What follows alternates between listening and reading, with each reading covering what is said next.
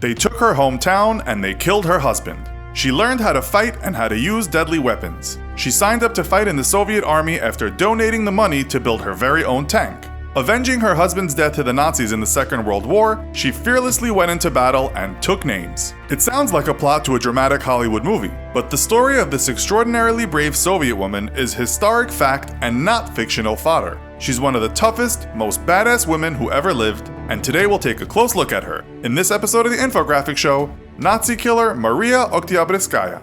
Ukrainian Maria Oktyabrskaya was born to a peasant family on August 16, 1905. She was one of 10 children, so she must have learned a bit about fighting before her higher calling came later in life. Before the Second World War, she worked as a canner and then as a telephone operator, and in 1925 she married a Soviet army officer. That's when her interest in matters of a military nature began. She was trained as a nurse and became involved with the Military Wives' Council. She learned how to use weapons and drive vehicles. During the Eastern Front War, much of her hometown was destroyed by the Nazis, and she was evacuated to Tomsk in Siberia, where she learned in 1943 of her husband's death in battle with the Nazis near Kiev 2 years before. She took the news badly and decided to sell all of her possessions in order to donate towards the manufacturing of a tank aptly named Fighting Girlfriend for the Red Army. Maria wrote a hopeful letter to Soviet leader Stalin. It read like this: "My husband was killed in action defending the motherland.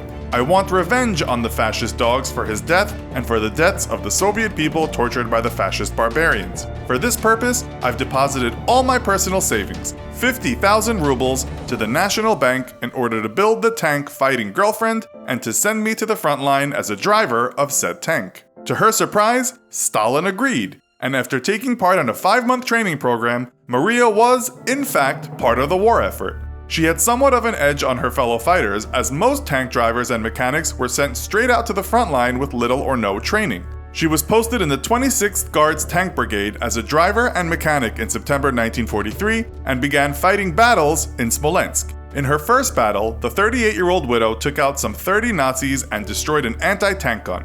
She became accustomed to disregarding passive orders during battle to jump out of her tank and repair damages caused by gunfire. Due to her bravery on the battlefield, Maria was promoted to the rank of sergeant, and her willingness to show courage both inside and outside of the tank drew admiration from her military peers. She was naturally accepted into the ranks by her comrades, and as her reputation grew, the Russian media caught on to the story. She became part of the communist propaganda machine as something of a poster girl. She participated in what is thought to be the largest tank battle ever fought in human history, the Battle of Kursk. She swerved and evaded enemy fire while positioning her tank in a fashion that did the most damage to Hitler's forces. Maria was driven by the death of her husband and the destruction of her hometown and would not rest until she had eliminated every Nazi in her sights on the front line. She was fearlessly moving forward in her Fighting Girlfriend machine of war.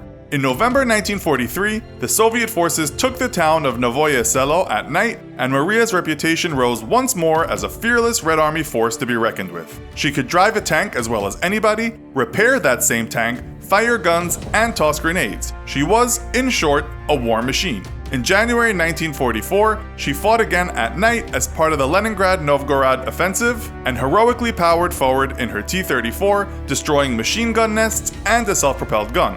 Her tank was struck by a German anti-tank shell, and Maria leaped from her tank to undergo repairs. She repaired the tank, but was struck in the head by small arm fire and was transported to a military field hospital near Kiev, where she remained in a coma for 2 months before finally dying on March 15. She was subsequently made a hero of the Soviet Union for her bravery on the battlefield. Her memory lives on fondly in the hearts of the people for being one of the most badass female warriors of all time.